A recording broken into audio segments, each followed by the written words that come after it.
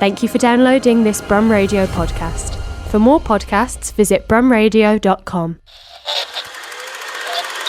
And now, for your listening pleasure, it's the Brum Picture Show, brought to you by Brum Radio.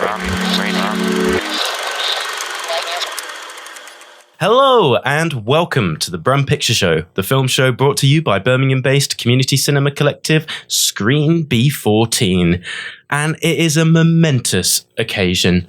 This week, it's our 25th episode. Woo! So yeah, we thought we'd do something very special this week. So we've decided to pick a topic that has nothing to do with anything. No screening to promote. We just wanted to talk about something that's close to our own hearts. So this week, we're going to be talking about anti-heroes.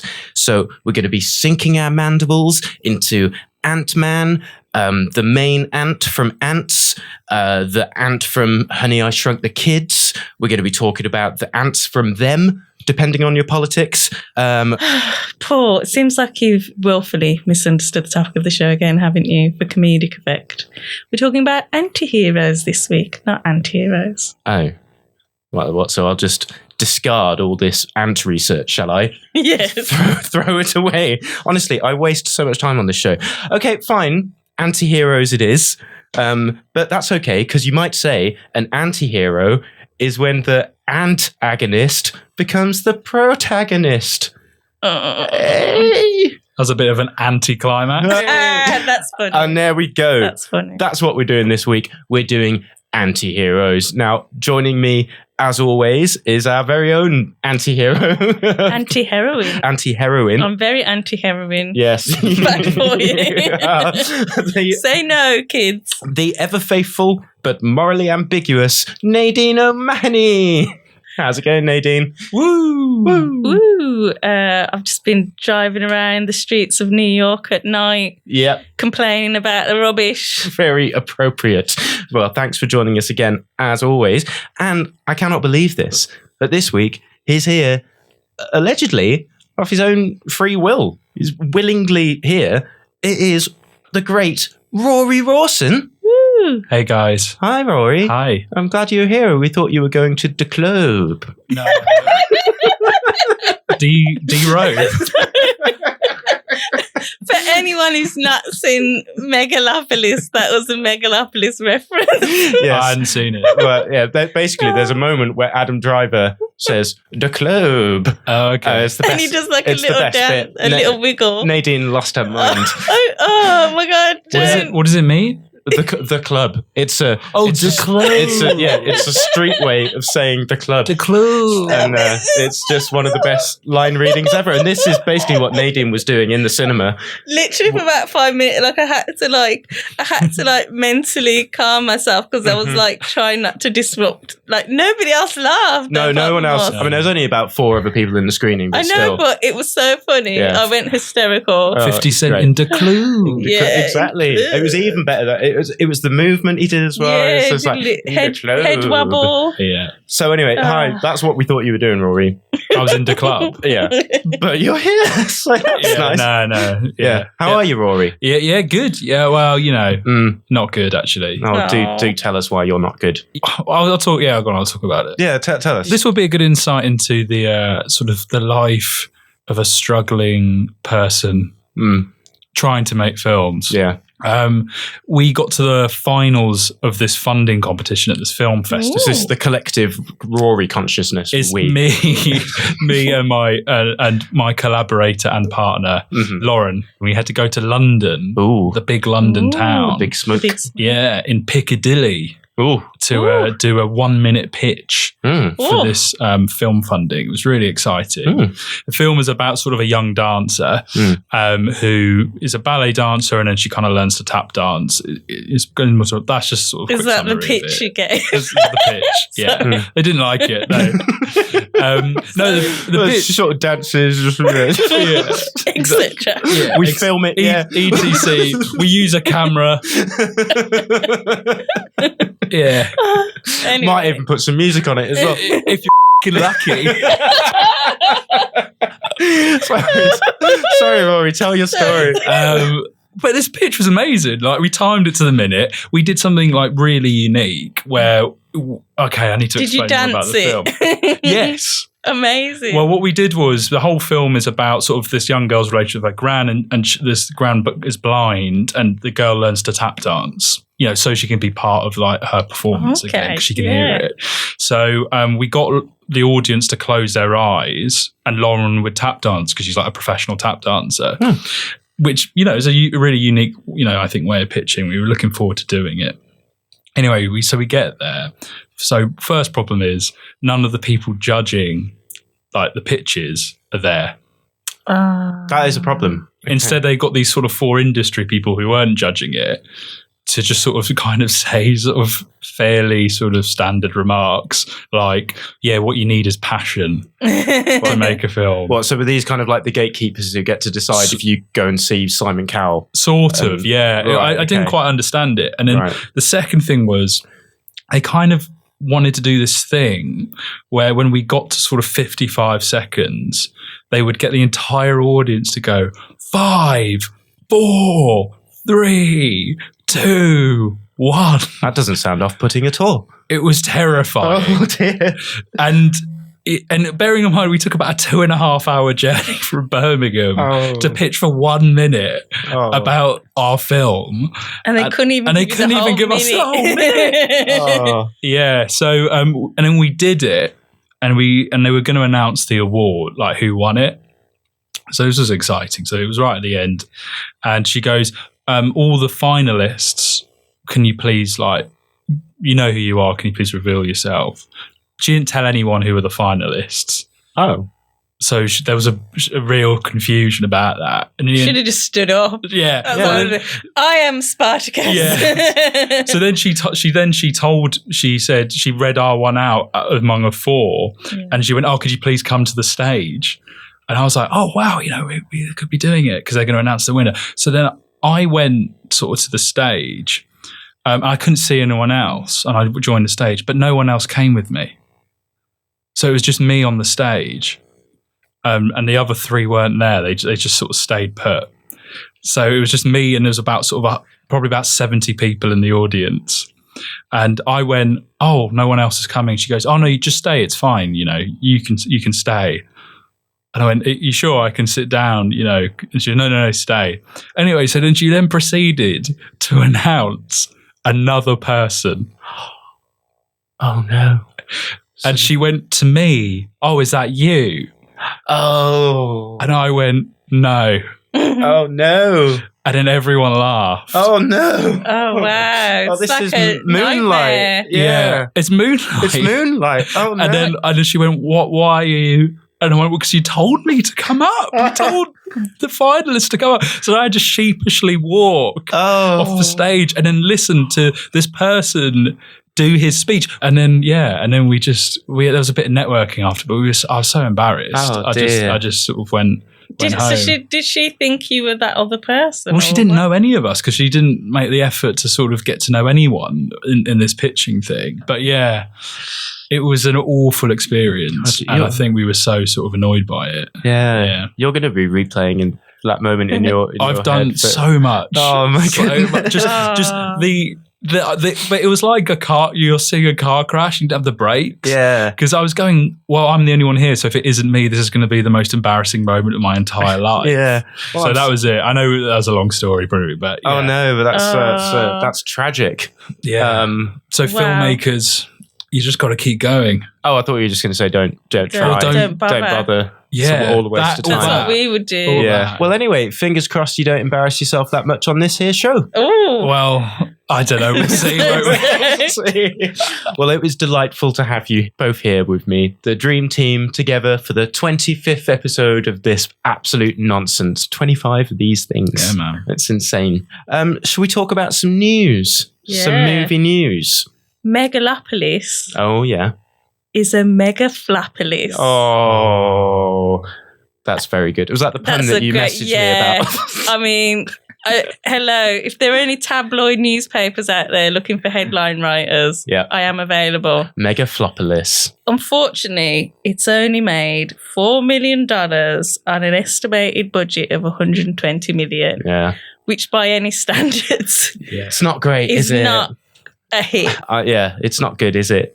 It's a shame. No. Also, I'm surprised because I thought, even though reviews have not been great, I just thought Curiosity would bring out way more people than that to come and see what on earth this was. Of course, we'll be talking about it later on in the show, but yeah, I'm surprised it's done quite so poorly. Well, people have put it down to a number of things, sort of middling reviews. Yeah. And then, of course, there's been controversies from the crew. Some of the crew members have complained about what it was like working on the film, and controversies over how Francis Ford Coppola directed the extras. And he intentionally cast people that had been quote unquote cancelled, like Shia LaBeouf. So those sort of things may have turned people off the film. Yeah. It's also, I don't think people know really what it is. Do they? I just watched it, Rory, and I don't know what it is. It's funny because it just shows how much of a film bubble we live in. Because to me, Megalopolis is the most anticipated film of the year. Of all time. Of all time. We've spoken about it a lot on this show. We've been waiting to see what on earth it's going to be. Well, obviously, the cinema buying public weren't following our coverage of it. We'll get deeper into it in the reviews section. So we'll let you know whether we thought it was Megalols or a Megalopolis. But it hasn't done well. No, it's a shame. It's a shame because, it's nice to see bold projects like that do well, but that's not going to happen again. A disappointment, to say the least. But Rory was just telling us that Cyberdog has been cleaning up at the... Cyberdog, man. Cyberdog. Who let the Cyberdog? It doesn't exist. He means the wild robot. Wild robot. Okay. Yeah. Is it a wild robot? Is it a dog? No. Nothing to do with dogs. I don't know where a fox? You just got dogs on the brain. It's a robot in the forest. It does look adorable. We did say that does the it have animation. Ears, like furry ears? No, it's just like a robot-looking robot, like round head. Anyway, any other news, Nadine? If you're a fan of The Mandalorian, it's going from the small screen to the big screen. Oh. So they're going to make a film. They're going to make another Star Wars film. Oh, yeah. Wow. Finally, with Baby Yoda in it, or Grogu, as we've learned his name is. But there'll be no Series 4. So I guess, will Mando survive? Will Grogu survive? We just don't know. I don't know what you're talking about. Never mind. But very good. The 5 people that follow me on Instagram will be very excited to hear that. Well, very good. Rory, do you have any news? Yeah.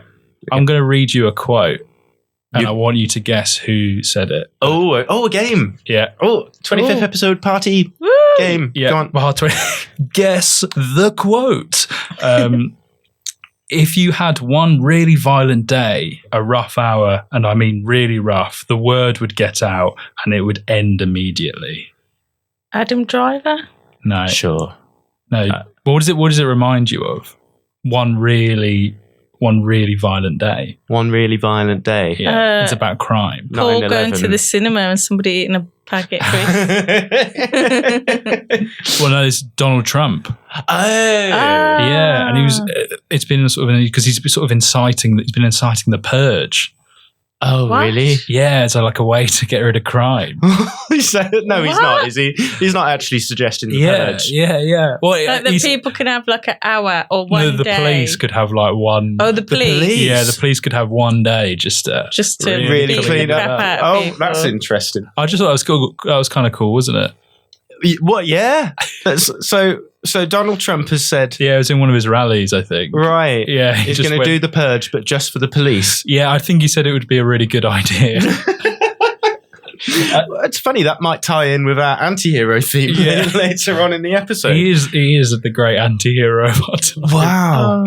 I just think maybe he watched the first 20 minutes of the film The Purge and went, hang on a second. This is great. I won't watch the end of it. I don't have time. But I'm sure it all works out nicely for them. Very good. Any other news, Rory? Seen some new trailers out, which I quite like. Yeah. I like Blitz, Steve McQueen's new film. Oh, yeah, I'm looking He's forward been dead to for years. Yeah. Not that Steve McQueen.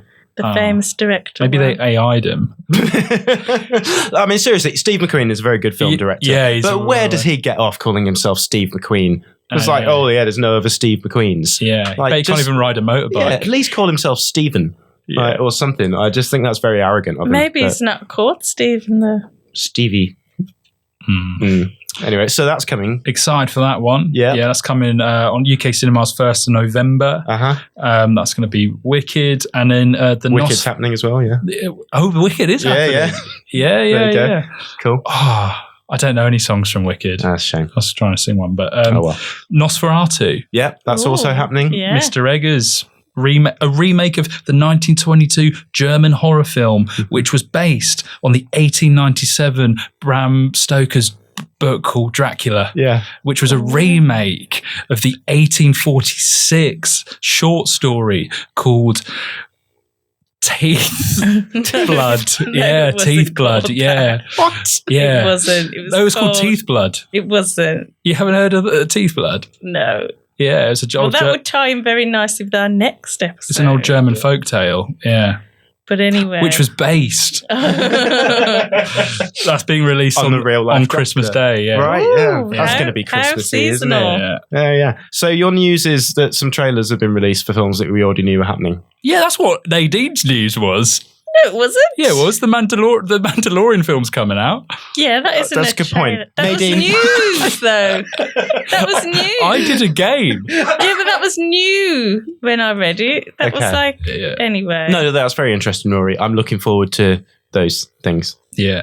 Well, I have some news. Well, actually, I've got some vaguely serious news. Obviously, we have mentioned Martin Scorsese an awful lot on this show before. And we've also reported on the show that he was going to be making a Frank Sinatra biopic and also another Jesus movie, a Life of Jesus movie. And apparently... Is he going to combine them both? That would be great. But no, they're both indefinitely postponed.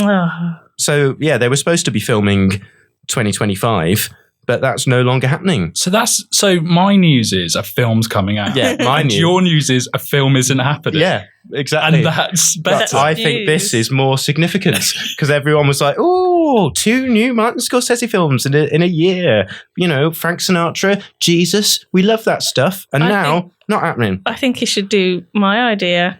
What's that?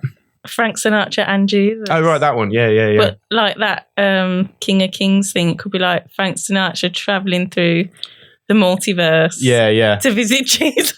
I'd be on board. Son. Although I'd say if he can't get funding for these ones, then that might be a bigger ask. I think it would be appealing to a wider audience because it'd be appealing to both Frank Sinatra fans and fans of Jesus. Well, maybe when Marty comes in finally to pick up his Brum Picture Show award, which is still here collecting dust. I mean, there's inches of dust on it now, and he's still not come in. Well, I bet it's looking more appealing now, isn't it, Marty? Now you got no films coming out. Come and get it. You know what? What if he actually agrees to be on the show and then he listens to that? Then he'll feel really bad. Oh, I'm so sorry that I didn't go and get the Brum Picture Show award. I'm so sorry, guys. Sounds like a gremlin. I'm Martin Scorsese. Anyway, I love you, Marty. I work with you in a heartbeat. Yeah, I also love you, Marty, and I would also consider working with you.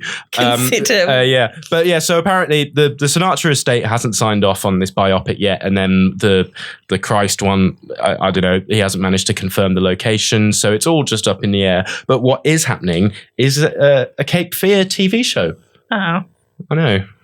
Yeah, I don't know what that would be. Well, I can imagine it'd be like Cape Fear, but longer. More ad breaks. So yeah, that's happening. And the other stuff isn't happening.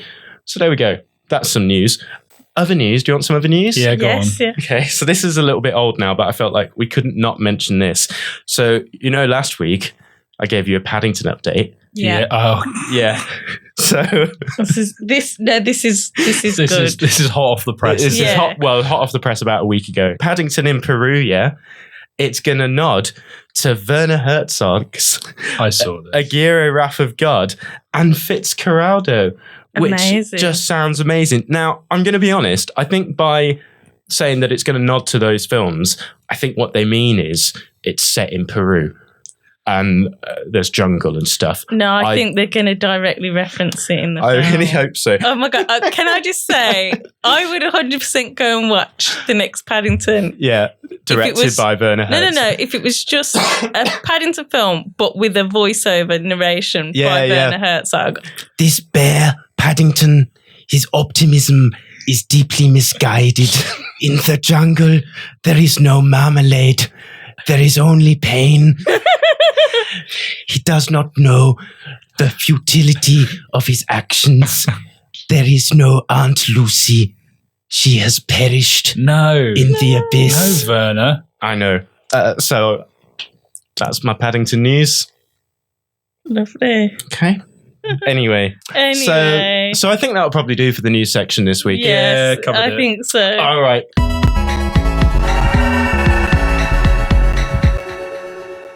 You are listening to the Brum Picture Show on Brum Radio, and today we're talking about anti-heroes. Not anti-heroes. Not anti-heroes, but that will be another episode.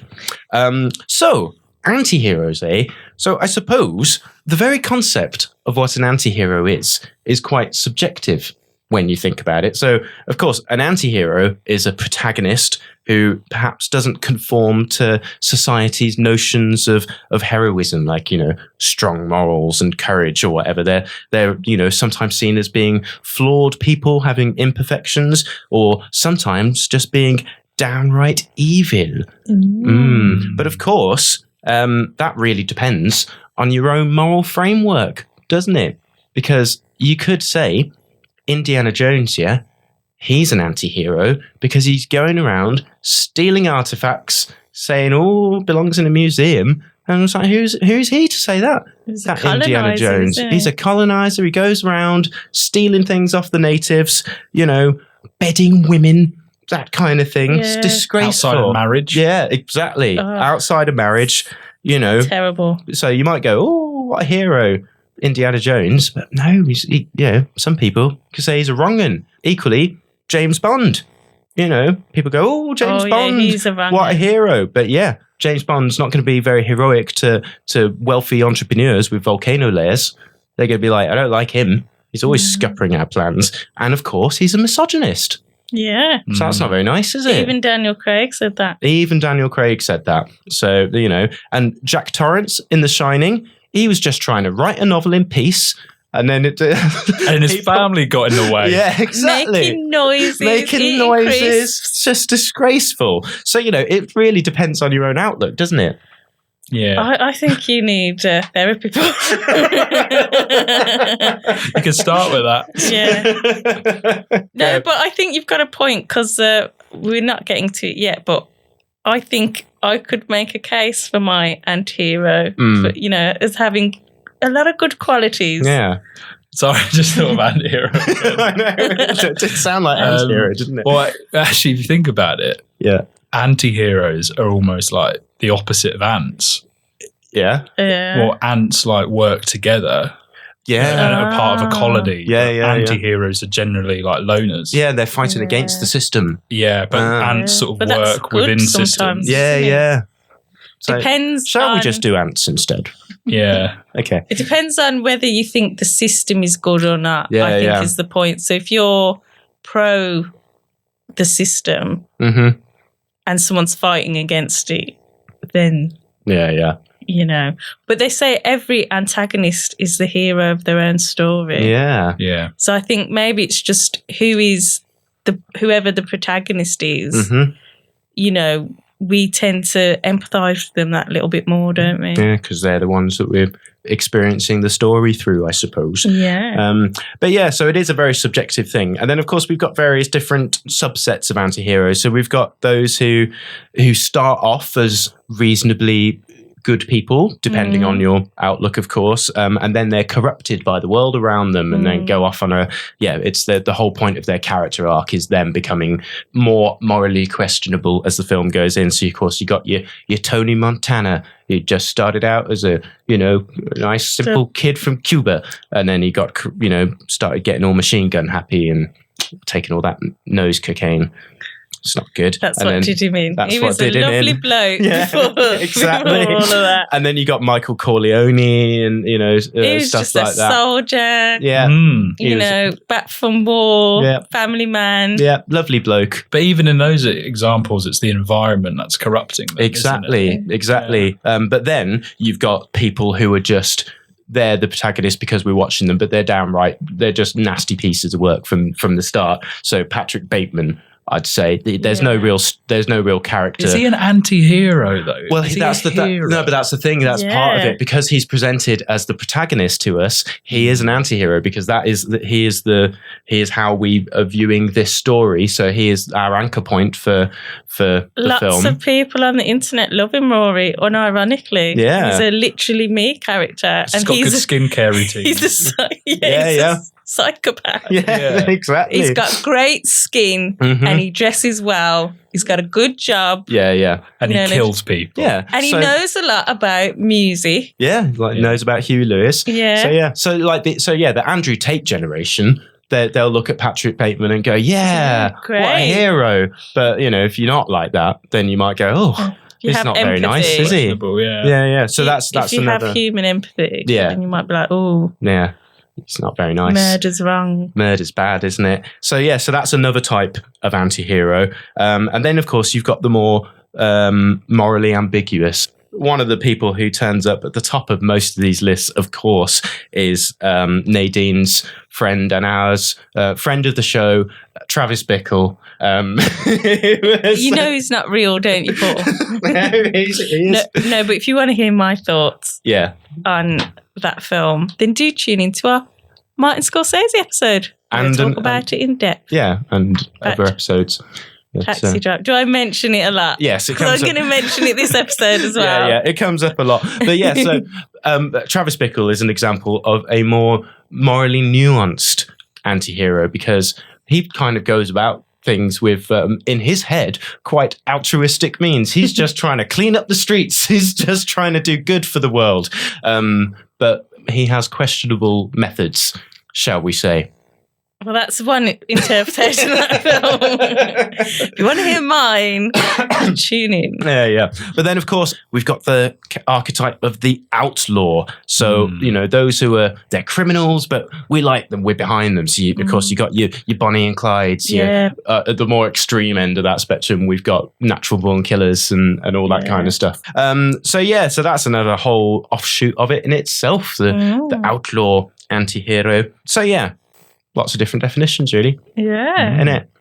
Be interesting to see what your choices are. Yes. Well, why do you think people are so enamoured by anti-heroes then? Because for me, I feel like they're like the embodiment of our flaws. There is that dark curiosity, because that's why I don't think Patrick Bateman is an anti-hero, in my opinion, because he's just a psychopath. Plain and simple. But is he, though?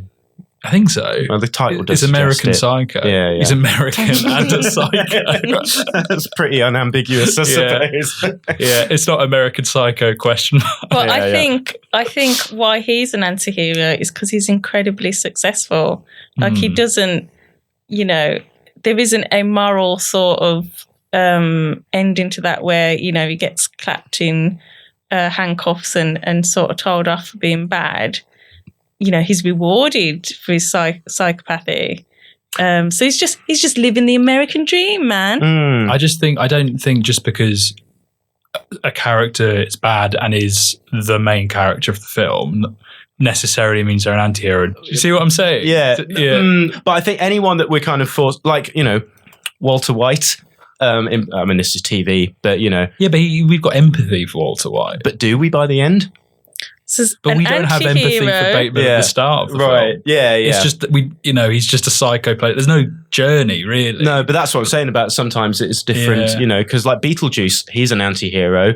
He certainly doesn't progress. He's just, he's a questionable chap from the beginning. Definition of an anti-hero is a central character in a story, film or drama who lacks conventional heroic attributes. I disagree. You disagree with the dictionary. Okay. Yeah. Cool. And that's fine. That's fine. What is the dictionary? Just some guy who's written it. That's true. Yeah. There's Samuel Johnson. You don't know what you're talking about. Well, if you disagree, why not email in pictureshow@brumradio.com? Yeah, exactly. But I think going back to what you were saying about like why people enjoy watching it is because even if it is like a bad person, it's because people like seeing complex characters, and they're obviously often the most complex characters there are. And also going back to Scorsese, when you think about it, most of the main characters in his films are anti-heroes of sorts, like you know Rupert Pupkin. He's he's a flawed protagonist, and Jordan Belfort in Wolf of Wall Street. There's going to be a lot of people who watch that film thinking he's great. That's what I want to get into that. I want to learn how to sell a pen, and then there's other people, Scorsese included, I'd imagine, that see that character and just go, "You're a horrible person," but I'm going to highlight how horrible you are for 3 hours.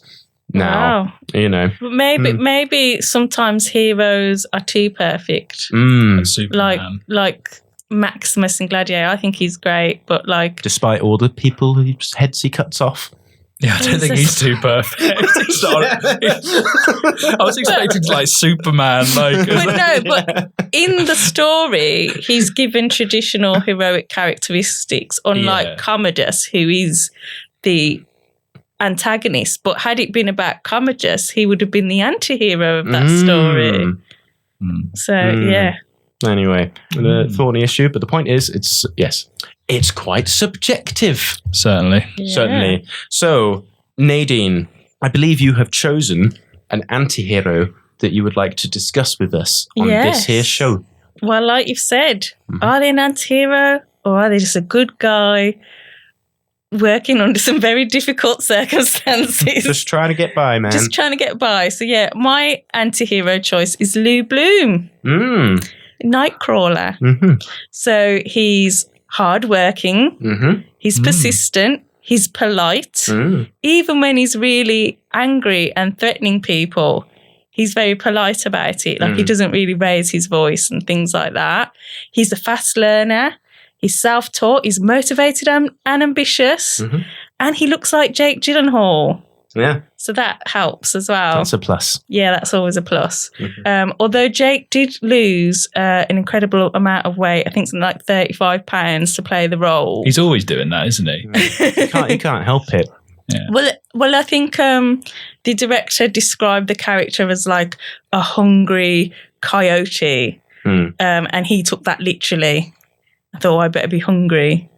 And he lived with coyotes. Well, he lived off kale salads, apparently, and ran like 15 miles a day. Classic coyotes. Coyotes don't eat kale. To lose the weight, to look thin. Yeah. And he does, because he's quite athletic in his real life. And he just didn't think that would suit that character at all. And it does work for the character. I mean, he's got these unblinking wide eyes and this kind of, quite, there is something quite unnerving about him. And his posture's a bit strange, isn't it? Yeah, and poor posture. Yeah. So he's just a freelancer trying to get by in the cutthroat world of TV news.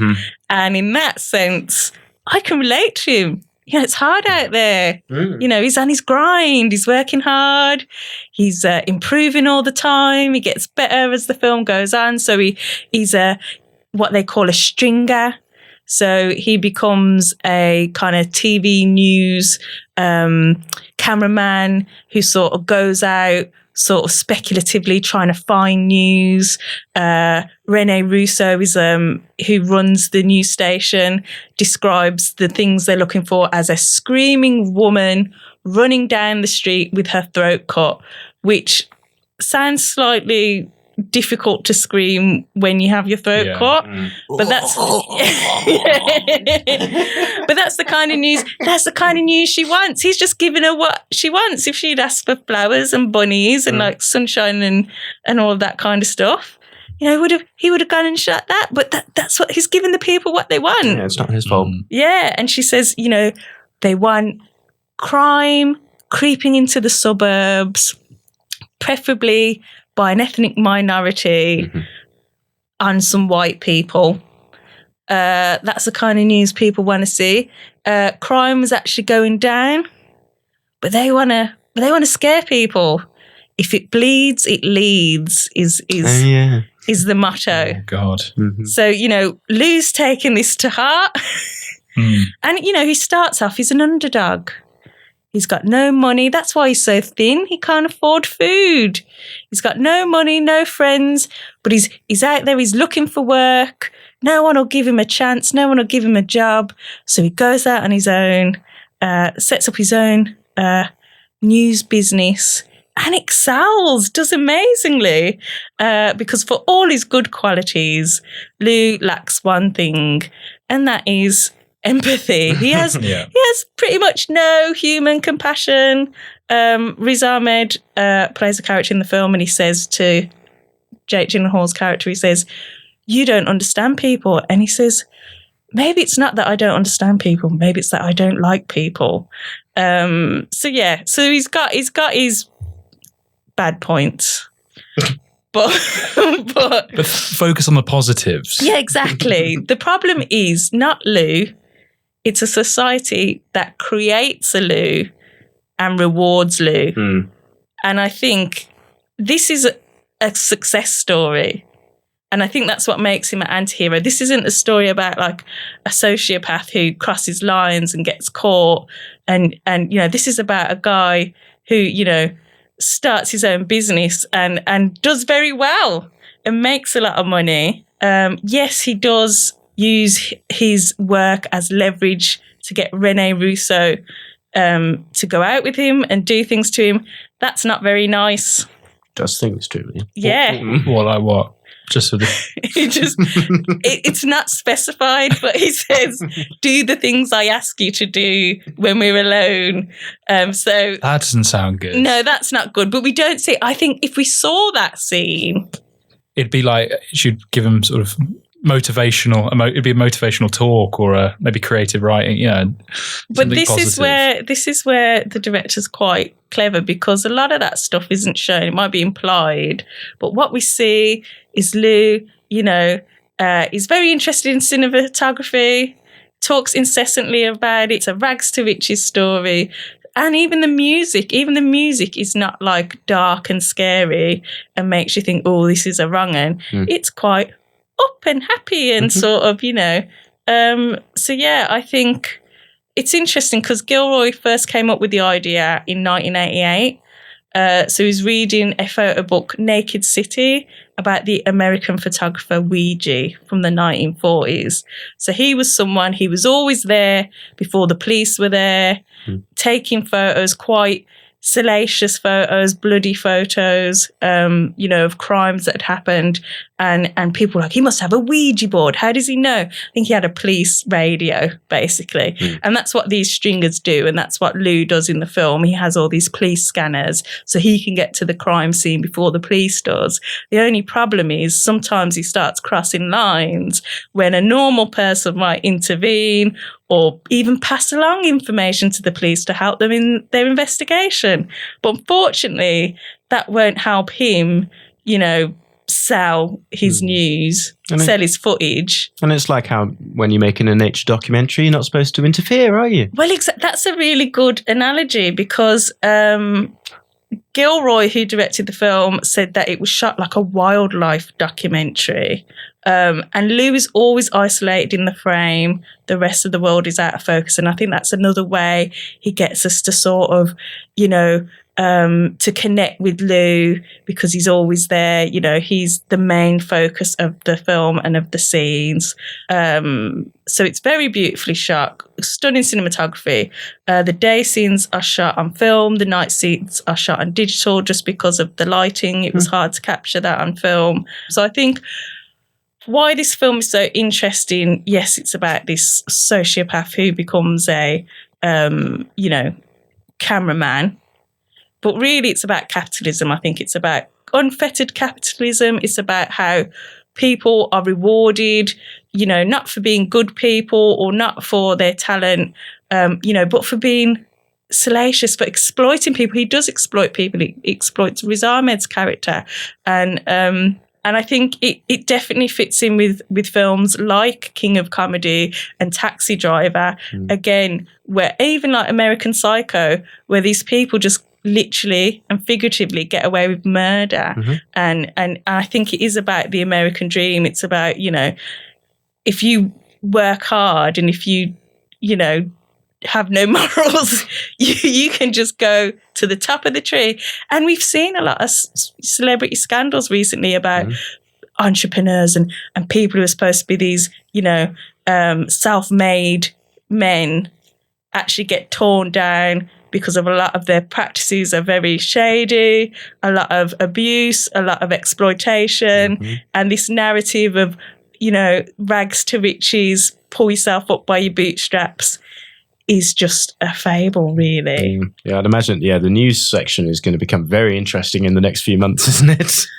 Yeah. So, everyone in Hollywood's been arrested.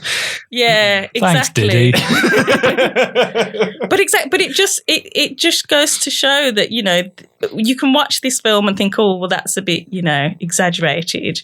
And then you watch the actual news and see what, people have actually got up to, and you're like, is it that much of an exaggeration? Is it that much of a satire, or is it actually quite real? It's a documentary, basically. Yeah, and I think we've all met a Lou, haven't we? We've all met that person who tries to hard sell us on some exploitative job, or I feel like I've met a few Lou's. I feel like that's how Paul got me into the show.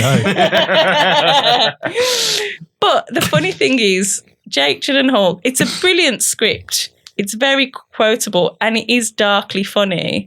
Jake said they were laughing throughout making the film, but he said a lot of the things, when he read it, a lot of the things Lou says, he agrees with. Yeah. It's just the things that he does that he's kind of, makes him questionable. But he definitely, I think, if he was around today, he'd be on the internet, he'd be on YouTube or something. Yeah, he'd definitely be a YouTuber. He'd be like a influencer type, Sigma bro, get out there and grind. Yeah. So yeah, maybe that'll be the sequel. I'd love to see a sequel. That would actually be a sequel that would make a lot of sense. Perfect sense, the world's changed. The media landscape has changed so much since in that last 10 years since that film. That would actually be a sequel that would be worth making, I think. Yeah. Lou on LouTube. Nice. But yeah, I think it's a great film. It's really watchable and it's scarily prescient. Yeah, I need to watch it again. The last time I saw it was in the cinema and they forgot to show the trailers, so they gave us a free ticket afterwards because everyone was just sat in the cinema watching the black screen for 20 minutes and no one said anything. How British. How British, and then the film started. It's 10 years since it came out. Yeah. So it is a 2014 film and that's my 1999. I think 2014 was one of the best cinematic years. So yeah, can't argue with that. If you've not seen it, or if you've not seen it in a while, definitely do check it out. Because at the time, actually, I kind of avoided it, even though I'm a Gyllenhaal fan, because there was a lot of kind of talk about his method acting and his weight loss and how he punched a mirror and punched a mirror and hurt his hand. And I just thought, whatever. And then I watched it and I thought, this is actually brilliant. Yeah. No, what did he do with the fish? Do you not remember? Were you on that episode? No. It was, he wanted to slap a fish, Jake Gyllenhaal. In another film. It was like, why aren't you letting me slap the fish? And then he left. He comes up with these brilliant ideas. Yeah. But people say it is a great performance. People said he should have been at least nominated for an Oscar. Yeah, that's what happens when you're not on every episode, Rory. You don't get niche references like that. I think the audience, good for the audience then, isn't it? Yeah, I love every time we mention Jake Gyllenhaal now, we talk about slapping fish and we never give any context. It's good that one of the hosts doesn't know it, let the audience. People are like, huh? This is an impenetrable show. It's just reference upon reference. The core, you already have the core group that watch every episode. Yeah, not even the presenters understand. There you go. But yeah, I love Nightcrawler. From what I remember, I will watch it again. You like it? Yeah, I love it. Rory? Yeah, it's brilliant. Yeah, I'll watch it again. That's good. You are listening to the Brum Picture Show on Brum Radio, and today we've been talking about anti-heroes. So we've just had Nadine talking about Nightcrawler and Lou Bloom. And now I am going to talk about one of the most famous of anti-heroes, Dirty Harry. Ooh. Yeah. Dirty Harry, obviously, he's the rogue cop played by the legendary Clint Eastwood. Not Clint Eastwoof, because he stars in Dirty Harry. Hey, another niche reference. No one will You should be listening to every episode. Otherwise, this makes no sense. Got to do your homework, guys, to understand what we're talking about. Hang on, I think I've seen this. Is this the one with the monkey who drives around in the car with the orangutan? The orangutan, yeah. Unfortunately not. Are you sure? That is any which way but loose. But I would love to see an amalgamation of those two franchises where Dirty Harry is going around solving crimes with his 44 Magnum and an orangutan. But yes, basically Harry is the stereotypical no-nonsense cop who he doesn't do things by the book. He just does what it takes to take down the criminals. And in a way, he's kind of like Travis Bickle with a badge because he's a misanthrope, but he's not afraid to do what it takes to save the world and make the world a better place. So he's kind of, in a way, he's acting out of altruism because he wants to clean up the streets and clear up the scum, and he does this by... Is he like, volunteering, helping at the kitchen? No, he's shooting, he's murdering lots of people. Oh, no! That's why he's called Dirty Harry, isn't it? Not Clean the Streets Harry. Exactly. Clean up Harry. It is mad. I think Sudden Impact, that's like the fourth one, which Clint directed himself. I think he murders about 30 people in that film, and it is mad. So basically, yeah. And is he ever tied to any of these murders? No, well, he does face repercussions. Like his boss will bring it in and be like, "Oi, Dirty. Harry, throw the book at him." Dirty, mate. Yeah, dirty. You murdered loads of people yesterday. And now all of these arrests you've made, they won't stand up in court because you had no warrant, no nothing. You just went in there. You don't do any paperwork. You don't do any paperwork. You just turn up with your 44 Magnum, and you've just caused loads of damage. Like, do you have any idea? It's like all those windows that you shot when you missed the criminals. I bet we hate him. Yeah, he's like that annoying boss that tries to make you do all the admin. What a square! He's had to bring HR around again. Exactly, asking Harry to play by the rules. You're joking. But yeah, that's what I love about it, because he really hates crime. Yeah, but in order to fight crime, he commits a lot of crime. So that's what I can't Slightly get more flawed. Yeah, you can't get more flawed and morally complex than that, can you? So, I think he might be worse than the actual criminal. Is he cleaning up the streets, or is he one splattering it with blood? Yeah, that's what it's. So how you see it depends on your view of the police. It depends on where you are on the left and right spectrum. Because Paul Newman, this was offered to loads of people. Like Frank Sinatra was offered it at one point. Paul Newman turned it down for being too right wing. So of course they found Clint Eastwood, and they're like, he's like, yeah, perfect. Do I get a gun? And yes, he does, a big one. In fact, when Scorpio is the killer in the original Dirty Harry film, and he's obviously loosely based on the Zodiac killer. Get it? Because Scorpio, that's like a Zodiac symbol. And then there's a bit where Harry pulls his gun out, and he's like, "Oh my, that's a big one." Oh, so he's homophobic. Exactly, and that's another thing about the kind of, he's the Scorpio is supposed to be the conservative's nightmare, because not only is he a bit of a hippie, he's also a little bit, gay. A little bit gay as well. Yeah. And in the 70s, to a 70s conservative, well, to a 2024 conservative in the States, it's their worst nightmare. So, anyway, but yes, he's got a big gun. He goes around using it. He kills killers. He kills killers. So that makes him okay, also, like Dexter. Yeah, exactly. He would love the modern day purge. Trump is. Yeah. But he kills killers, and he just kills, just criminals. And I'm sure there's a lot of people that he didn't really know for sure. I think, I'm sure some bystanders probably get shot, but as long as he catches the criminal.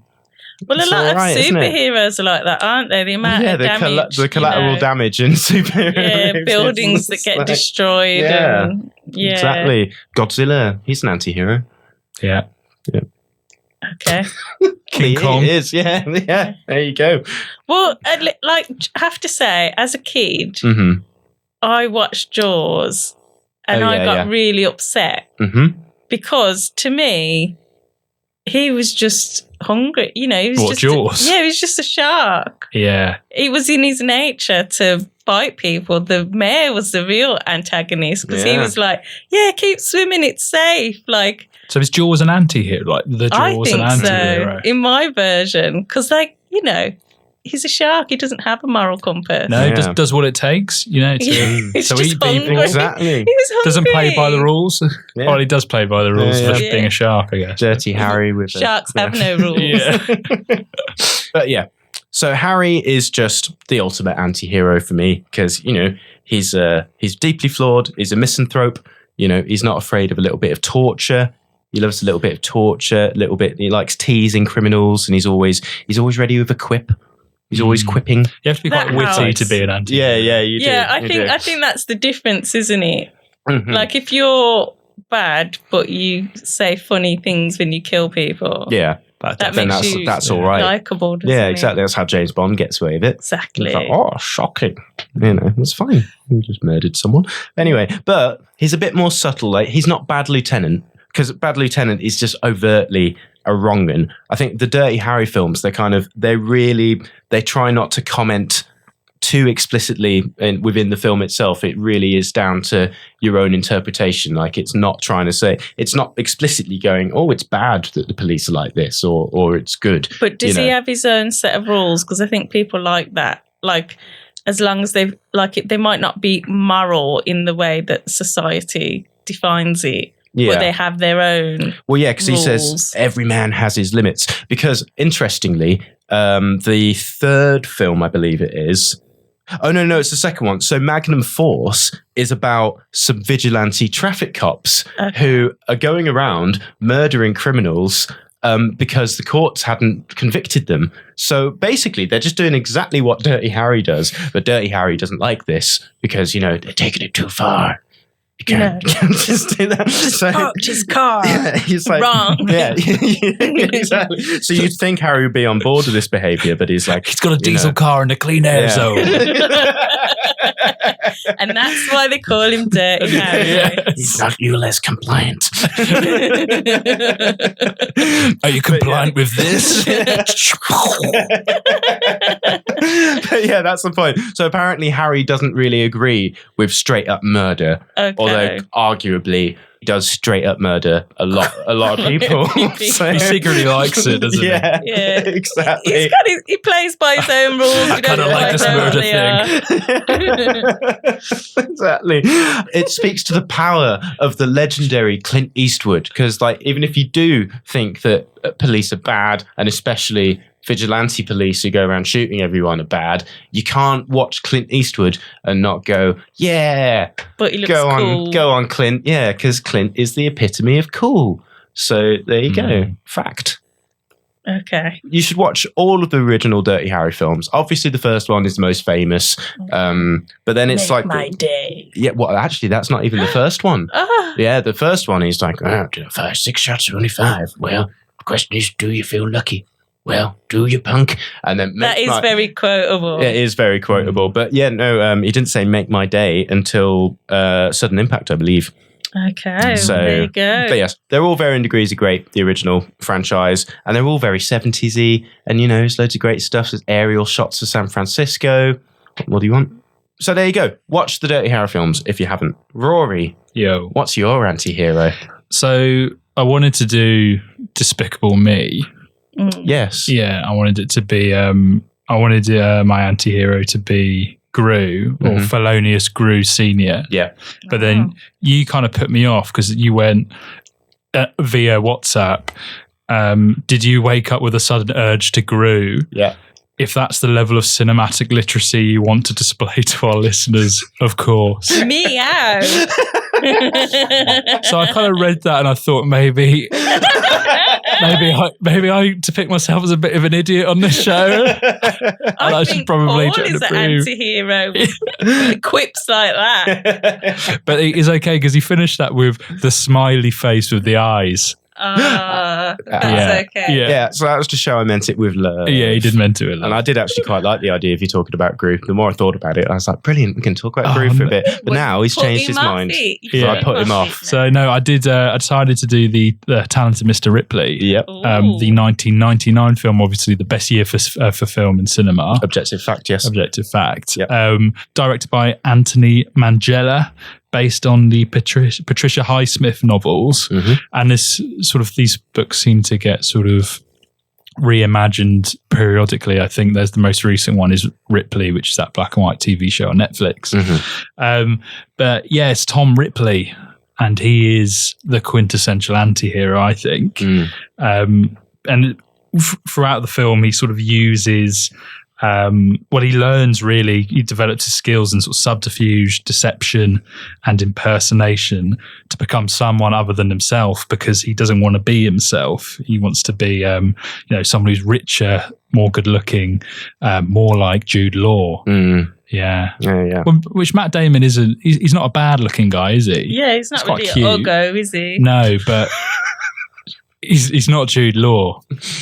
You know, Jude Law in 1999 was just doing it, wasn't he? He was doing it for the kids. And kind of poor choice of swimwear as well. Yeah, very. That didn't help. What, the red shorts? The green Speedos. Oh, yeah. Yeah. Well, some people are into that, so...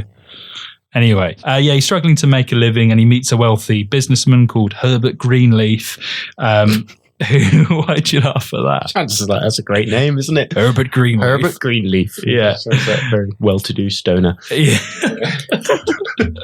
And he asks if he could go to Italy to convince his strange son, Dickie, to come back home. He wants his son to leave the Italian paradise. Yeah, the Italian paradise, to come back to the grime of New York. Mm-hmm.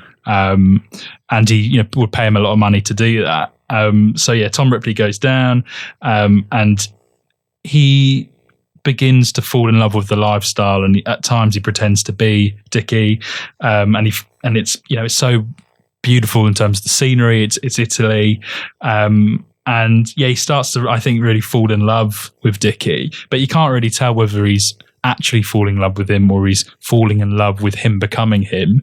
And it's just his narcissistic sort of personality coming through as well. The more you describe this film, the more I think, my God, Saltburn really was a rip-off. It was a complete rip-off. It's like such a poor, it's such a worse version of that film as well. Sorry, carry on. Yeah, no, it is. It's like I could literally be describing that same film. Oh dear.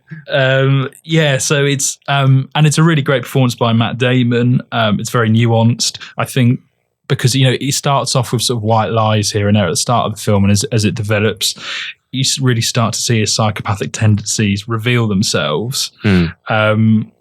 And even at the start, so he pretends to be an old friend of Dickie's, who he can't remember who he is. He knows that Dickie's a massive fan of sort of jazz, so he hides a couple of records in his bag, and they fall out, and that's how they sort of connect. It's a bit like the Christmas special of Father Ted as well, isn't it? What happens in that? There's a guy who turns up who claims to be an old friend of Ted's, and he's just like, and he just goes along with it out of politeness, but he's just after his... I would say sort of in terms of the adaptions of Mr. Ripley, it goes the Talented Mr. Ripley, the Christmas special of Father Ted, and then all 4 other versions, and then Saltburn at the bottom. There we go. Yeah. Sorry, what's your face? What's her name? An Emerald Fennell. Sorry, Emerald Fennell. Yeah. Please come on the show. Yeah. Sorry, that's so mean. Really burning all our bridges, Uncle. So mean. I don't even believe that. I haven't seen the Christmas I'd special. love to talk to Emerald Fennell. Yeah, so would I. No, I actually do like Saltburn as well. It's entertaining trash, isn't it? Yeah, for sure. Well, I wouldn't say trash, Nadine. Yeah. Melodrama. Yeah. But you do, I think he's an anti-hero, and because we have empathy for him, and he brings out our worst flaws, I think. It's trying to be someone who you're not, or trying to strive to be someone who you're not. He's someone, he's quite poor, both morally and financially, and he wants to live a much more lavish lifestyle. And he's also, he's jealous, I think, of the sophistication of him and Philip Seymour Hoffman's character as well, which is just, he's brilliant in that. He's always brilliant. He's always brilliant. He's particularly brilliant in that film. Like his entrance when he's just swaggering up. It's such a swagger, and he's got this incredible voice that's so perfect for that character.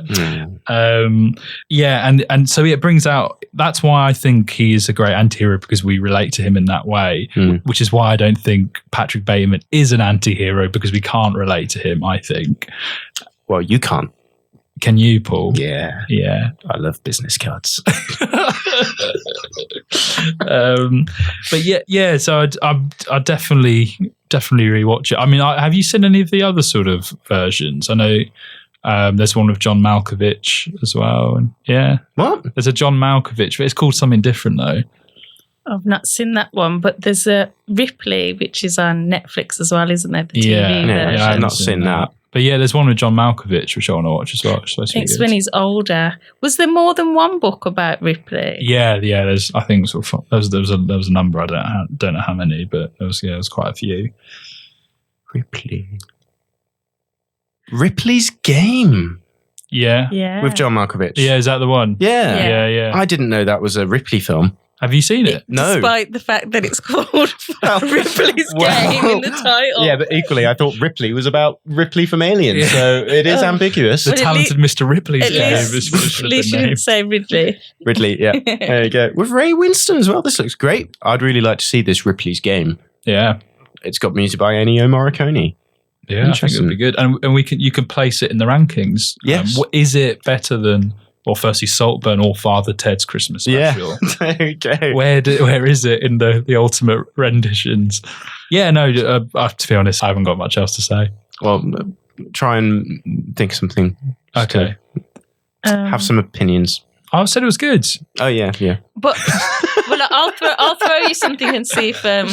I think what's interesting is he does some very questionable things in that film. Yeah. But you do feel empathy for him. I think part of that maybe is because, the way he gets rejected by one of the characters in the film. I think you really empathise with him.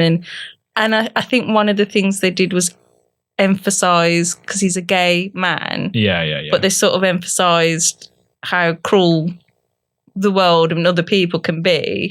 So I think they made him a more sympathetic character than perhaps he was in the original. They made him definitely a more sympathetic character than in the books, because I remember someone, I think it was like a YouTube comment or someone said, they said, because in that final scene in the boat, he kills. It's 1999, isn't it? Can we say it? Well, you could just say something happens. Something happens in the boat. Something happens, and someone dies, and it's not Mr. Ripley. And there's a lot of blood, and there's also a big struggle. That might be giving too much away. And it's a bit of self-defense. Yeah. But in the book, it isn't self-defense. The person will remain nameless. Maybe if you just say he murders somebody in the film, but he murders them in self-defense, whereas in the book, that's what. He murders this person in the film. Yeah. So you could say like he murders someone. I don't know if you say it. It's a really good film. Yeah, you should definitely watch it, and you should watch Ripley's Game as well. I think The American Friend by Wim Wenders. Is that another Ripley film? Yeah. Really? Yeah. Interesting. I just found that out right now. Wow. Have you seen that? No. I started watching it, but I didn't get through it. But maybe if I'd known it was about Ripley, I might have watched it.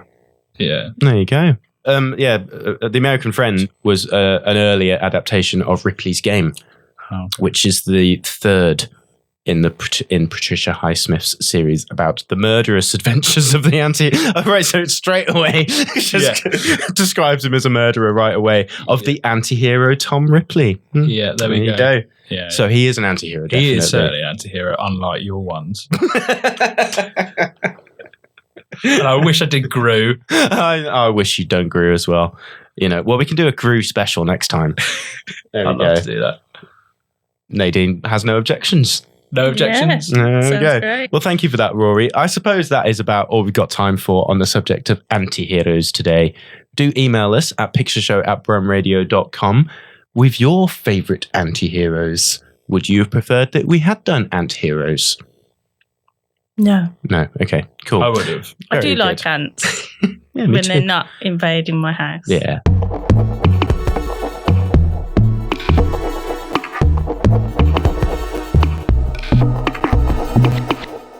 You are listening to the Brum Picture Show on Brum Radio, and today we have been talking about anti-heroes, and we are going to review some films now. First of all, let's talk about Strange Darling. I would say this is a very difficult one to talk about. Yeah. You can't really talk about the plot of this one without giving anything away. And so we won't. So it's even a spoiler to discuss its themes, to be honest. And I went into this film knowing absolutely nothing other than I'd seen the poster, I knew it was an 18, and that was it. I think we can say there's a serial killer in it because that comes up in the very title card. Yeah, I think you can say that. It opens with... It's a thriller. Yeah, it opens with a Texas Chainsaw Massacre style crawl, which immediately sets its tone. It's about nostalgia, violence, and dark humor. And yeah, we're told that this is about the exploits of a serial killer active in the States between 2018 and 2020. It opens with the lady, played by Willa Fitzgerald. She's being pursued on the road by the demon, Kyle Gallner, who's ostensibly trying to kill her. And that's it. That's all we're going to say about the plot. We're not going to say any That's more it. than Because, you need to go into this as cold as possible. But yeah, despite giving such a specific timeline for when this film was set in that opening title card, this is a very timeless film, or, well, I say timeless, it's very 70s nostalgia through the lens of the 90s. Yeah. That's basically what it is. Quite specific. Yeah. At the time. So I say timeless. It's very specific time. But yeah. But the time period is hard to place at yeah, you do briefly see smartphones, you see vapes, but for the most part, late 20th century, that's when it's happening. Like we've got a 1978 Pinto, that's a car. To non-car people. Classic car. But yeah, that's in there, giving it that retro feel. And also, it's shot in lovely, nostalgic 35mm, which the film is very, very eager to let us know about that, because I've never seen this before. But it comes up at the beginning of the film with a title card saying, in big capital letters, this was shot in 35mm film, don't you know? So a bit like musicals, and they go, this was shot in Technicolor. Yeah. Right, yeah. Kind of thing. But do they make such a big song and dance about it? Very good. Thanks. Good. Yeah, thanks, man. So yeah, that was, to be honest, I think that title card was my only criticism of the film, really, for me, because I was just like, why do you need to do it? But interestingly, this was the director of photography on this film was the actor Giovanni Ribisi, who also produces, and obviously he was very proud of the fact that he'd bothered to shoot this on real life film, and he wanted everybody to know about it. Yeah, and he was like, look what I did. It's good. This is probably one of the favorite things I watched recently. I thought it was just great, and it really surprised me. And that's possibly because I went into it cold. I didn't know what was going to happen. But there's so much of it, because I thought when it started, I was just like, okay, it's this film with, this is going to happen, this is going to happen. And then it keeps flipping things. And I was like, oh, I wasn't expecting that. So it's presented in 6 chapters, which are presented to us out of sequence. And, this could be in danger of being a gimmicky, Tarantino-y rip-off thing. But it really works. And it works in a great way, because the film withholds bits of information from us, obviously, and the story is told in an order which maximizes the suspense and keeps us guessing. But and of course, that therefore leads to some genuine surprises because of its structure. But crucially, I think what's good about this is I think the film would still be as effective if you played it in chronological order. Like, you wouldn't get the shock of some of the story beats, but it would still be a satisfying and gripping tale. Well, it's interesting you should say that, because the director, J.T. Molnar, said that the studio actually edited sort of, without sort of confirming with him first, a version in chronological order. Oh, right, okay. Which to me sounds insane, because it's such, and it's kind of like if the studio had re-edited Memento and said, we put it like, in the right order for you. No, you silly Billy. It was supposed to be like this. Oh, Chris, you'll never. This so much better. You'll never guess what you did, Chris. We saw you edit. It wasn't in order. Don't worry, mate. We put it back. He said he said it was cool, and that it, he considered it, and it wasn't like pressure from them, but he felt that the non-linear device was made more sense. And to me, it's hard to imagine this movie not in that way, because it is such like I said, like in the way that Memento, the way that it's told is such an important part of it. Well, it's funny you should say that, because actually on the DVD of Memento, there is included a chronological cut of Memento. And it's not as good. Exactly. And that's the reason I mention that, because it's just, Memento in the right order just isn't very good. But this in the right order would still work. It just wouldn't be quite as good as this. Okay. And I think that's a testament to the film, because it's a story that keeps you guessing no matter what order you watch it in. Well, I didn't love it as much as you. I did watch it the same day as watching The Substance, and they're two very completely different films, and we're going to talk about that later. So I think it took me a while just to get into the rhythm of this film, because like you said, not only does it start with a title card telling you about, it starts off the very first, we have two flash forwards to brief moments in the film that haven't happened yet. And some sort of voiceover. Then we get a title card read by Jason Patric of the Lost Boys fame, telling us that it's a true story. It's not. And then we get another title card. Fargo did that. Yeah. And then we get another title card telling us it was on 35mm film. It's almost like 5 minutes into the film and the film hasn't even started yet. And then we get a slow motion sequence of this woman running dressed in scrubs. And that apparently was the first image that came to the director's mind when he was coming up with the idea for this film. So J.T. Molnar. And so it just took me a while to get, and then another title card, telling us which chapter of this story. The problem is, like, it's like writers. If you write this and if you send it to someone, or like someone who's important, they'd be like, "You've lost your mind. Like, what are you doing?" That's every amateur move in screenwriting done in the first 5 minutes. So I feel like all of that probably could have been cut, and we could have just started on the first shot. Might have helped, I don't know. But like I said, it just took me a while to get into it, and sort of, again, they're completely different films, but I think The Substance is a satire. It doesn't take itself very seriously. I think this film is in danger of taking itself too seriously, perhaps. Oh, I disagree with that. Wow. You've had your say now. It's still like a movie, but it talks about big topics.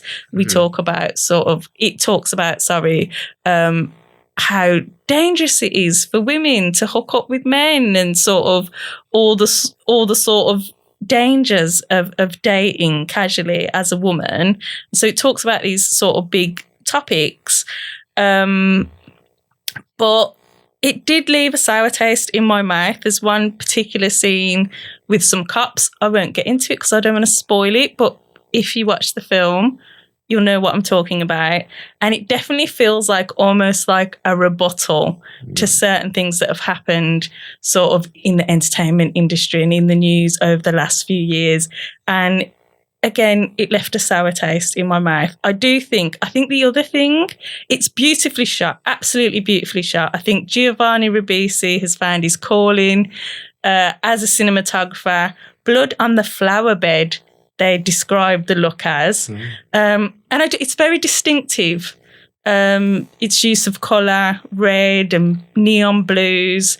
And it's very stylized and it's very aestheticized, which I love. I love films like that. But I think for me, it is a little too much of a Tarantino ripoff. It feels like that.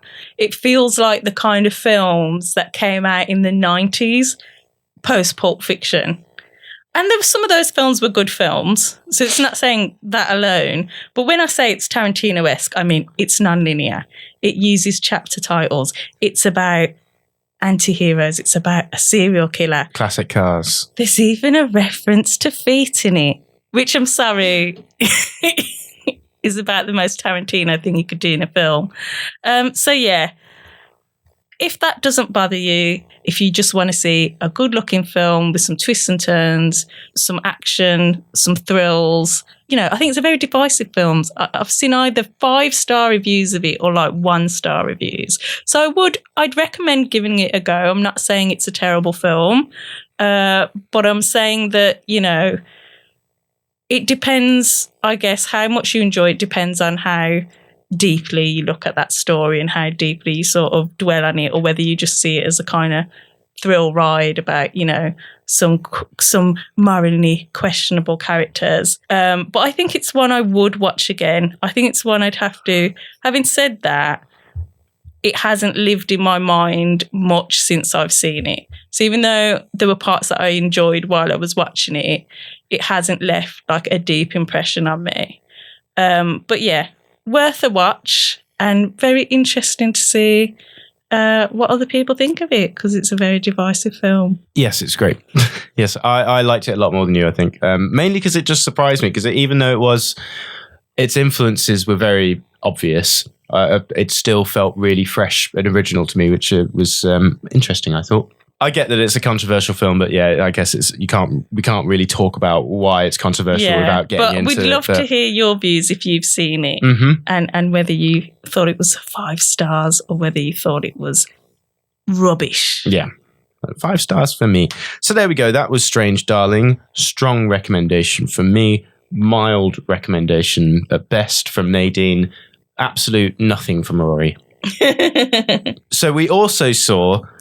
Actually, we should briefly mention, we saw these films in a very interesting triple bill that Nadine and I think that might have affected how I viewed Strange Darling. So we started the day with Inside Out 2. Ooh, and then we went to see The Substance and Strange Darling. Why did you watch Inside Out too? Because I hadn't seen it yet, and I wanted to see it, but I didn't want to go on my own. So Nadine kindly went along with me, but then I still felt like I was being taken to the cinema by my parents. I was doing Screen B14 admin on my phone. Because there was the whole film. There was no one else in the screen, so it was just me and Nadine. And then, but yeah, I could just feel Nadine just not engaging with the film, just sitting there doing her admin, and I was like, I just feel like I'm being babysat here. She just, I mean, it was nice of her to come, I suppose. Well, I hadn't seen the first one, so it was confusing. Yeah, it's baffling, wasn't it? Yeah. Anyway. So yes, we also saw The Substance. Yes. So yes, do you want to take lead on this one, Nadine? Yeah. I think it's hard to escape The Substance if you're active on social media, or maybe it's just my algorithm. I don't know. Rory has managed to escape it, but it was a big hit at festivals. It's touted as a big comeback for Demi Moore. It stars Margaret Qualley as a sort of younger, better version of Demi. So it's directed by Coralie Fagier, who also directed Revenge, which you may or may not have seen. Great film. Very visual director, so very striking film. Not a subtle film at all, but it's not trying to be subtle. It is a satire. It is humorous in a very dark way. It's a body horror, or I've heard it being described as a beauty horror, because it's focused on this woman played by Demi Moore. She's an aging former actress who has a kind of Jane Fonda-style workout show on TV. Really striking film. It's not going to be everyone's cup of tea. I'm just going to say that. This is horror, I think, tends to work on several different levels. So you get horrors that are really chilling, really bloody and scary and sort of suspenseful. This is working on your disgust and your repulsion. Denise is one of the worst scenes in the film. One of the scariest scenes to her is Dennis Quaid eating some shrimp, and it is vile. The way the noises, the camera, the way it's framed, like it is probably one of the most disgusting scenes in the film. And there's a lot of disgusting scenes in this film that involve sort of blood and gore and sort of all sorts of unpleasant things. Goo, yeah, the substance, the green goo, vomit, all sorts of bodily fluids and things. So if that doesn't sound like your cup of tea, probably don't go and see this film. There are a few walkouts towards the end of this. Which you remarked upon as being funny, that if you've survived that long, just like, but no. So like I said, it's not going to be everybody's cup of tea. But if you like your body horror, I'd suggest checking it out. And even if you don't, maybe if the storyline intrigues you and you don't mind sort of peeking through your fingers at certain moments, I think it's worth checking out. To me, does a great performance. People are saying she should get an Oscar nom for it. I think it tips a little OTT at times. And I think for some people, the lack of subtlety is going to be an issue. There's also a lot of nudity in this film. There's full frontal nudity in this film. And the camera work is very intentionally sort of objectifying. So we see a lot of butts and we see a lot of boobs, and but it's part of the message that the film is trying to get across, which is how the violence that women do to their own bodies because of the sort of messaging that they get from, you know, patriarchal society, from men. Oh, was that the message? What did you think it was about, Paul? Some boobs are nice, aren't they? Well, there you go. No, but that's how Demi Moore has described it, and she's really interesting casting, because she's someone who has had work done. She's had fillers and all of that kind of thing. She's had them put in. She's had them dissolved, it seems. And she talks about the pressure as a young actress to stay really thin, how she would run miles and miles every day when she was in, I think she said something like 60 miles. It's some crazy amount of miles, even more than you, Paul. But that makes her sort of perfect casting in this film. And Margaret Qualley as well had to have sort of hair extensions and prosthetics. Unfortunately, those aren't her real breasts. I'm afraid to tell you. They're prosthetics. Spoilers. Yeah. But the point is, she's supposed to be this male, idealized, perfect body. And that's a huge part of her appeal in this film. So, you know, the director was really clear on that. So that, like I say, unsubtle, objectifying thing isn't going to be everybody's cup of tea. But I have to say, this did stick in my mind a lot longer than the other film. It's a great film to go and see with a packed audience. It's a great film to watch with your friends. I think you'll be talking about it afterwards.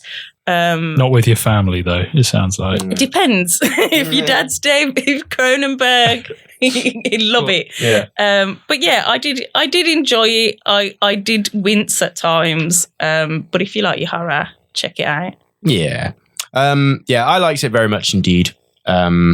But it's funny because even though I was saying that Strange Darling's influences were very obvious, but it felt very original, for me, this felt like I could really feel the influences. And I also felt like, I've seen this film before. Because there's so much, like, there's the Cronenberg element with, you know, the fly and all that kind. There's a lot of the fly in there. There's literally a fly in a glass of wine. And of course, more aptly, stuff like Brian Yuzna's Society, that kind of, you know, satirical body horror, that kind of stuff where the rich just turn into this amorphous blob of orgy. But yeah, and there was, you know, obviously there's, you know, the Dorian Gray, Jekyll and Hyde element. There's bits of the Elephant Man in there towards the end, and there's bits of Showgirls. There's bits of The Shining. There's loads of stuff, and it also reminded me a little bit of The Game. You know, the David Fincher film, Michael Douglas, in that kind of that corporate, seedy underground. The problem with like the reference, you don't want it to be like, ooh, look what I did. Yeah, and that's what I know. And that's what I was feeling throughout a lot of it. I was just like, yeah, that's that.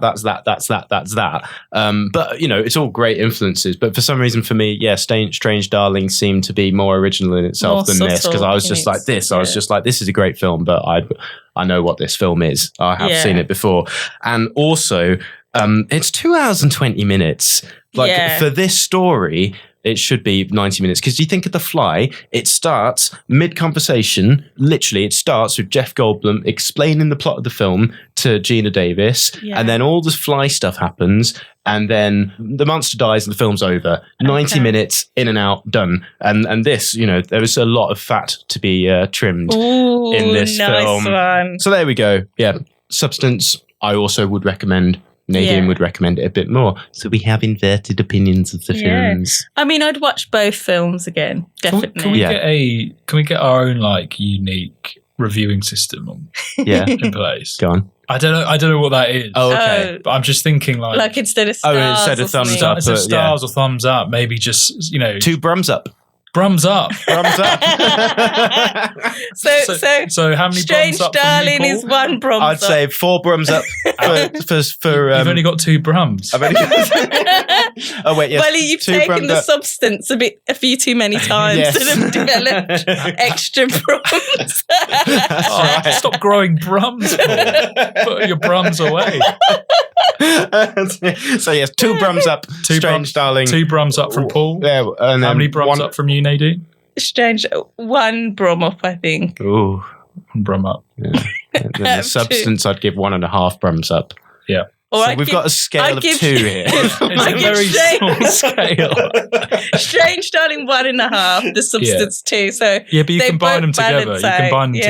Yeah. So 2 Brums from you. Yeah. And how many Brums from you? 1.5. So 3.5 Brums. For both. There we go. 4. That's a good review. That's a flawless system. Yeah. Well, how many Brums for Megalopolis? Oh my goodness! Still, we got to talk. Sorry, Rory, but I mean, this is what happens when you don't see any films. Well, I don't have a lot to say. I don't have lots to say. We saw Megalopolis this afternoon, as we mentioned earlier. What do you have to say about it, Nadine? Very beautifully shot. Yeah. Exquisitely shot, lit, composed, all the visually. Like, actually, you know what I would say? I think this would be a great film if you turn the sound off. Yeah. And watched it like Metropolis, like a silent film, and just put some like cool music on, and maybe some acid, did something. Yeah, it's very psychedelic. I went to the club. So I think it's unintentionally hilarious. Like, we were laughing. I think if it had lent into the comedy much harder, like Beau is Afraid. Like, Beau is Afraid is a comedy. Well, maybe it was leaning into it. But there was like, not really. Yeah. It felt like this is pretentious. Beautiful, exquisitely shot, lit, but a Folie. I didn't really understand the story. No. It was hard to know what was going on. Yeah, it wasn't clear what was happening. A lot of stuff. There was a lot of it's not why any of it was happening. Despite the massive amounts of exposition. Yeah. And title cards, more title cards. And with the themes of the film. Voiceover. Yeah. And everything. And being told what was happening constantly. But despite all of that, I still didn't know what it was about. Despite being told exactly what's happening, you didn't know what was happening. It was not that I didn't know what was happening. It you just didn't know why or how. There was no logic to it. Like, Adam Driver can stop time for some reason. Yeah. Doesn't really use that skill very much. Yeah, not when it counts. No. Not an important time, so it might be good to pause time. Yeah. It was weird. I think the script. I think it was a script problem, and perhaps a shooting problem. Perhaps all the stuff that was going on set. Editing allegedly. Problem. If you like your hot messes like Paul, if you think Babylon is a great film, I was thinking about Babylon. You'd love this. Yeah.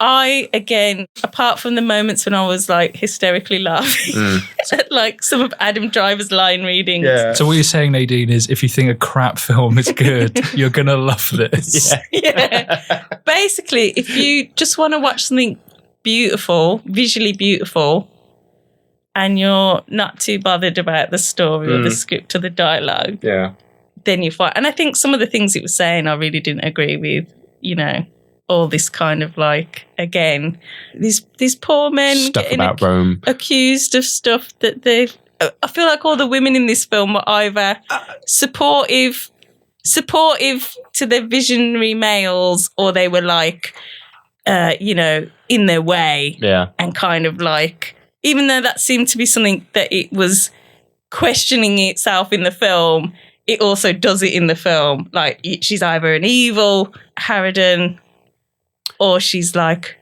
supportive, but they weren't real people is the problem. I think the biggest problem was there wasn't a human that I could attach myself to emotionally. I didn't feel emotionally involved in the film, and I think that's its biggest problem. I think maybe if it had been set in ancient Rome, it might have worked, or if it was a musical or a comedy, a more heightened genre. But it's a weird kind of near future, but it's not a sci-fi. Like, I don't know. Yeah. Didn't really make a lot of sense. I didn't get it. Yeah. But it looked great. Well, I mean, we're still digesting it, obviously, and I do think there's possibly an hour-long episode to be. I think I'm just not smart enough to get it. Probably. Yeah, neither of us are. No one is. No one. no one other than Francis. From Francis. Yeah. But the thing is, I enjoyed it thoroughly because I was just. There's so many moments where I was just sitting there, just going, "What am I watching?" And there's so many great shots in it, and great line readings. Visually, it's stunning. Yeah, Aubrey Plaza is absolutely fantastic, and also I knew the cast was good, but there were people in there that I wasn't actually expecting to pop up in it. I didn't know Dustin Hoffman was going to be in it. I didn't know John Voight was going to be in it because I thought he was dead. Is he not dead? Film killed him. He's not dead though. No. Oh, good for him. He's starred in Megalopolis. Well, yeah, obviously. Well, I'm glad. I'm good for John Voight. Well done for not being dead.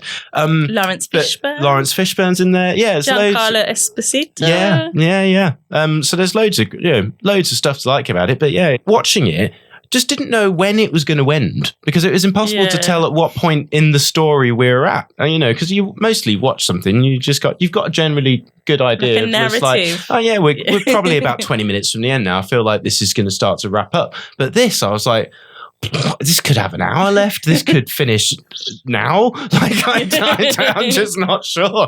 And then it did end. Yeah. At a point.